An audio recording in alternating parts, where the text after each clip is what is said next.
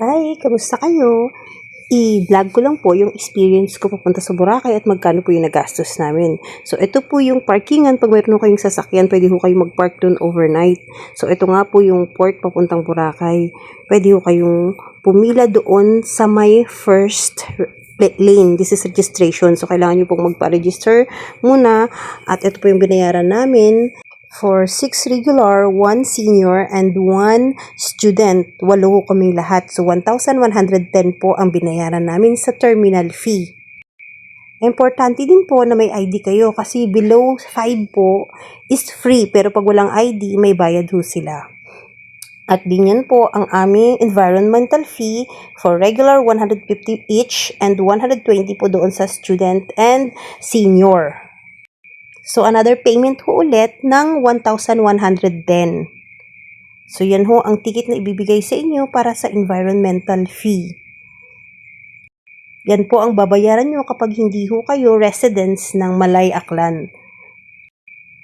So, considered ho kayo na tourist pagka out of Aklan ho kayo.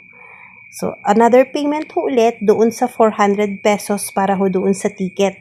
So, yan nga po bibigay sa inyo ng card na ibibigay nyo po doon sa sasakyan nyo na boat. At yan nga po ang aming pamboat na sinakyan. Nag-enjoy naman ho kami kasi hindi ho siya crowded and mga more than 50 po ang passenger dyan.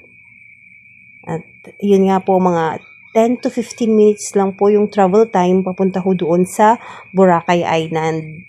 So, masarap po ang hangin kapag ka nag-travel kayo dyan from port papunta ho doon sa Boracay. So, yan po ang madadaanan nyo papunta doon sa pambot na sasakyan nyo. Kailangan nyo pong mag-ingat at humawak po kayo doon sa barge. So, yan po, pag may marami kayong dala, mahirap po talaga siya. Pero sandali lang naman ho yung lalakarin nyo. Yan lang po yung nagdudugtong doon para ho makapag-transfer kayo doon sa pambot.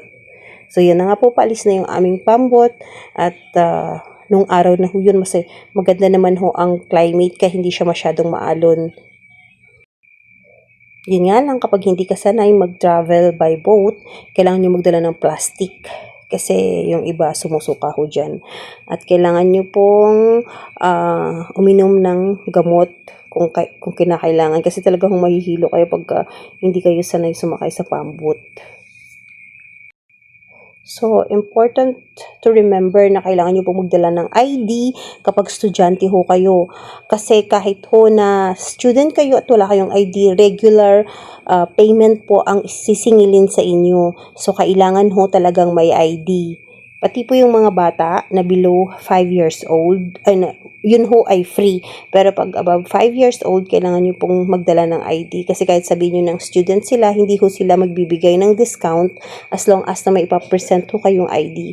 At importante din po yun kasi tinitingnan ho nila yung pangalan at edad ng mga nasa ID, especially kung student at senior. So, wag niyo pong kalimutan na magdala ng ID pag pumunta ho kayo ng Boracay kasi yun po yung magiging reference niyo para bigyan ho kayo ng discount.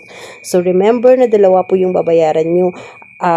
Yung terminal fee, yung environmental fee, at saka yung ticket pa ho pala. So, yung ticket po parang 50 pesos per head. Dun para ho dun sa pambot. So, yun nga lang po yung napamahal kasi 150 yung regular doon sa environmental fee tsaka sa terminal fee. Kasi sa 8 packs na binayaran ko, 1,110 ho lahat yun. So, 2 beses ako nagbayad ng 1,110, so 2,220 po yun, plus 400 pesos para doon sa ticket. So, yun po ang total summary ng payment na binayaran ko. Papasok pa lang ho doon sa port papuntang Boracay. So, don't forget po na magdala ng ID. Meron din ho nag-o-offer dun sa labas ng terminal na pwede ho kayo doon bumili. Bali kasama na po yung transportation papunta to doon sa hotel nyo. Pero mga approximate 350 to 450 po yung singilan nila doon. So, one-time payment lang po yun. Hindi nyo na kailangan pumila doon. Pero yun nga lang po, isang bagsakan. So, per head po yun, 350 to 450. Meron na sila doon sa labas nung terminal na nag-o-offer. Sila na rin mag-a-assist sa inyo. So, maliit lang po yung pambot na sasakyan nyo. papunta doon at approximately 15 minutes lang po yung biyahe nyo papunta doon sa Boracay. May enjoy nyo naman po kasi ang ganda ho ng tubig doon. Talagang habang nagta-travel kayo makikita nyo napakaganda ng tubig. Blue ho ang kulay nung nasa ilalim. Malapit lang ho ito, hindi ho malayo.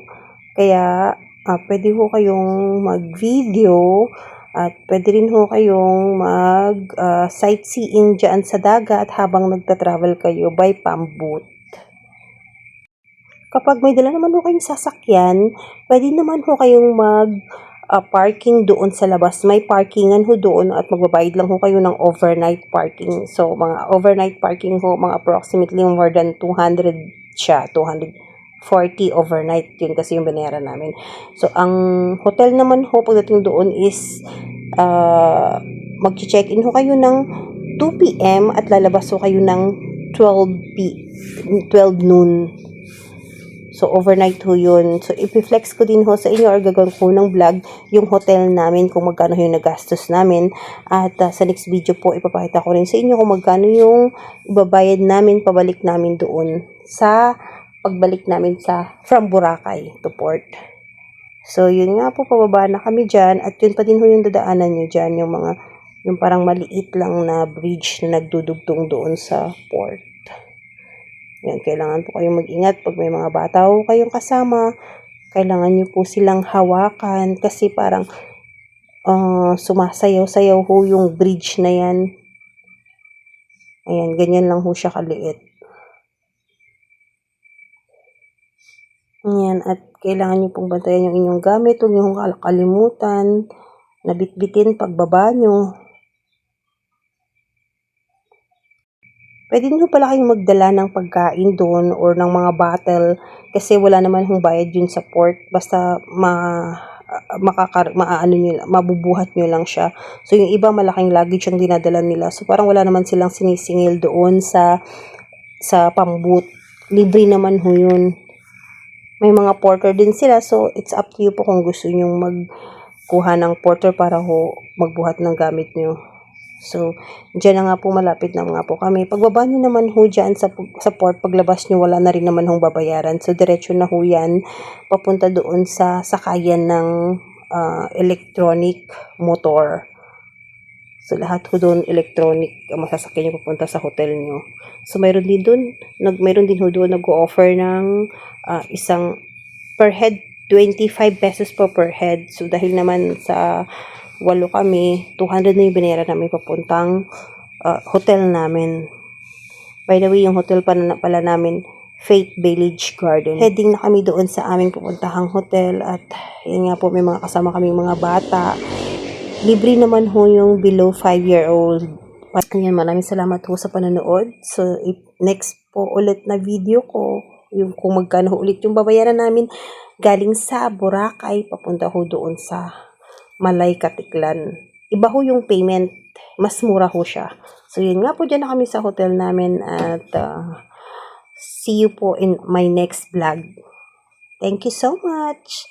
Thank you po sa panonood. Mag-iingat po kayo palagi. God bless po.